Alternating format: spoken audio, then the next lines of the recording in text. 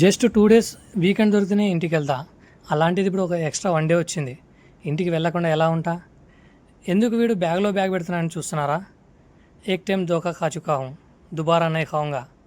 ఈ డైలాగ్ మీకు అర్థం కావాలంటే ఈ కంప్లీట్ వీడియోని చూడండి, మీకే అర్థమవుతుంది. లాస్ట్ టైం ఇక్కడే ఒక ట్రాలీ బ్యాగ్ ఎక్స్ట్రా ఉందని 50 రూపీస్ అయితే లాగాడు. సో అందుకే ఈ బ్యాగ్లో బ్యాగ్ ఐడియా. ఈ బ్యాగ్లో బ్యాగ్ ఐడియా నచ్చినట్టయితే కమెంట్లో సూపర్ అని కమెంట్ చేయండి. మీరు చూస్తున్నది సత్యసాయి హాస్పిటల్. ఈ ఎప్పుడైనా వెహికల్స్ మనం వెళ్ళాలనుకున్న రూట్లో మాత్రం ఎప్పుడూ రావు, ఎప్పుడు మన ఆపోజిట్లోనే వస్తూనే ఉంటాయి. జస్ట్ నేను అలా వెయిట్ చేసా.